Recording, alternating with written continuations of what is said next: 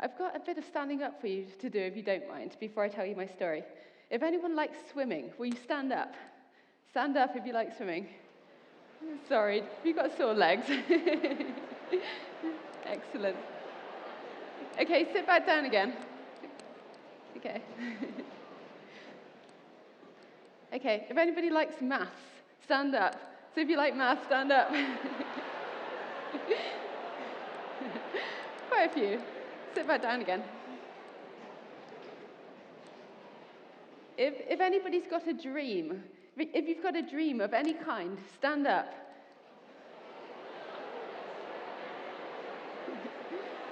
Amazing. Okay. Everybody should have a dream. Every single person should have been stood up, because dreams are what makes the world go round. Dreams are what people aspire to do. Dreams are incredible. Everybody needs a dream. My story is a little bit about a dream. A dream is something to do with this medal here.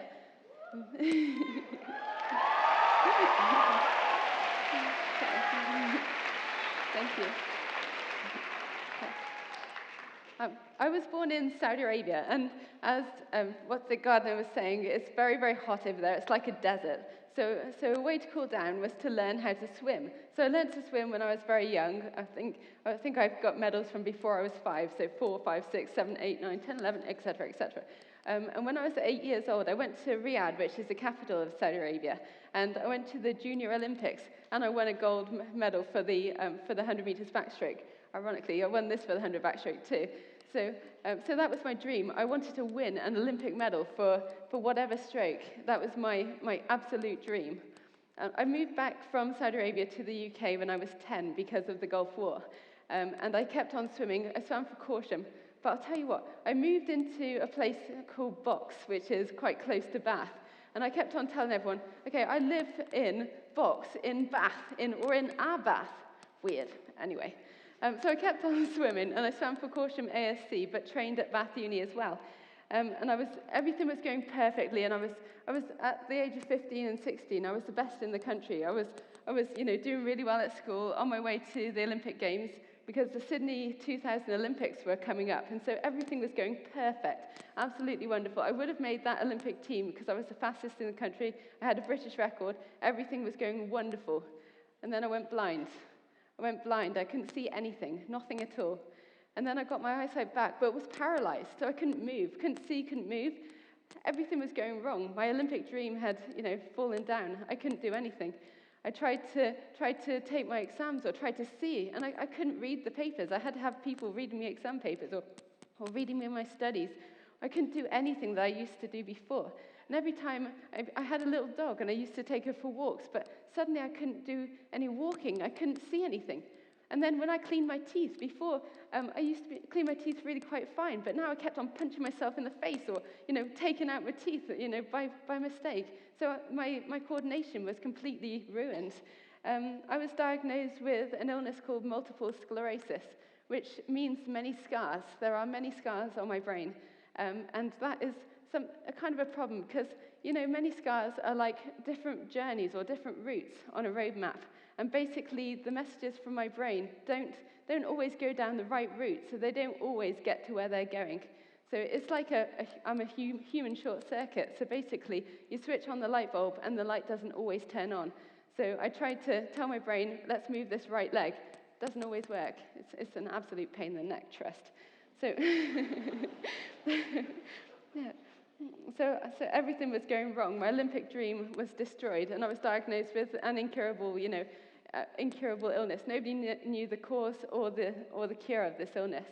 I'd like to read you a poem. If everyone could just shut their eyes, listen to my words. Okay, the poem is called MS, My War. An incurable illness, no cure, no treatment. A debilitating disease, a fight, my war. Why does my life hurt me so much? When will all my pain be gone? I am a survivor, but I want to die. I am a fighter, but I want to quit. A large battle that I am now losing, an endless war I cannot win.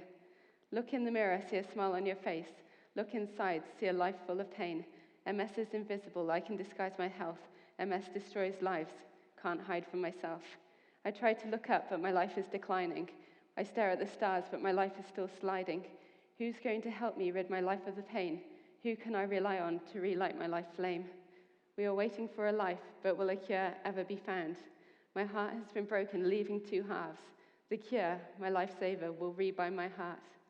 I will then be able to realize my dreams. The future fears will all be gone. The pain will be tied down and controlled. The torturing disease locked up behind bars. MS breaks 1,000 hearts, hearts and feelings, hopes and dreams. The cure will end my life of worries. When will that special second ever be? I am a survivor. I can't fade away. I am a fighter, so I will not give in. A large battle that I will not lose.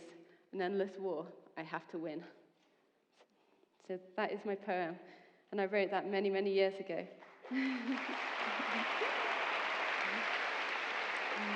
Thank you. After going blind and losing absolutely everything, my mum said to me, "You're piling on the weight. You used to do 40 hours a week in the pool, and now you do nothing. You've gone from, a really slight, nice-looking girl to being, absolutely massive." So I decided to go swimming, and I asked my mum to come with me so that she would be able to help me walk on the poolside, because I was very unsteady on my legs, on my feet. And she said yes, and she took me to the pool, and everything was fine. I stumbled in and I stumbled out, and it wasn't very easy. And afterwards, my mum said to me, I'm sorry, I can't come with you again, Stephanie, because it's too hard for me, too painful for me.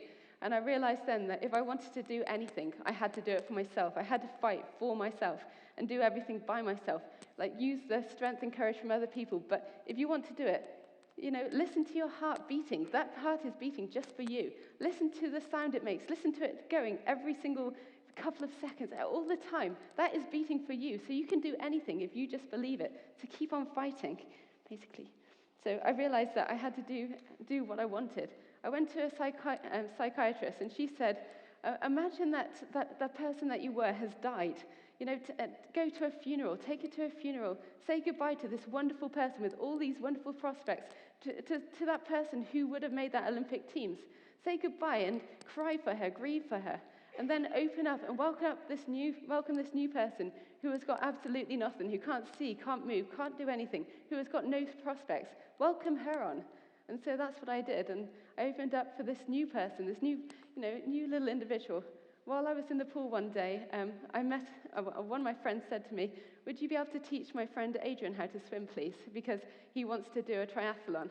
He's never actually done the triathlon yet, but I'm married to this guy. He's called Adrian. And Adrian was the one who said, you're still quite good in the pool, you've still got the dream. Why don't you go to London Paralympics? Why don't you try and chase that Olympic dream? I was like, nah, too fat, too ugly, too slow, too whatever. But it was all excuses. I still had that dream. I still wanted to win. So I thought, okay, yeah, maybe. I found myself a coach. I had to move to Swansea to find the coach. And I kept on training. I started training in Swansea 7 weeks before Beijing, but I was taken to Beijing off 7 weeks of training, so still massive, still, I came 4th, 5th, and 6th, which is not too bad. And then went to London 4 years later, won 4 silvers and 1 bronze. Still not good enough.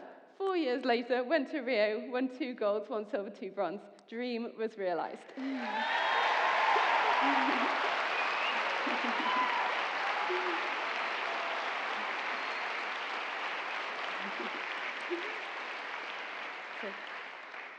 So it doesn't matter what you have to go through. You have to keep on fighting, keep on going, keep on believing in yourself always. Because lots of things you don't see is when I finish my races, once I've won the gold or whatever, I have 2 people helping me get out the pool and help me get into a wheelchair. And then somebody holds my costume up so I stay vertical, so I don't fall out the wheelchair. And other people, are pushing me around and helping me. So there's lots of side effects of actually doing the swimming, which are not good because I feel a bit useless. But I was definitely fine once I got that Olympic gold. And I've realized my dream. Believe in yourself always. You can do anything, absolutely anything. And that is all I would like to say to you. Whatever happens, whatever hurdles get in your way, anything is possible. You can do absolutely anything if you just believe in yourself. So always, always, always believe you can do it. Anything is possible. Good luck, guys.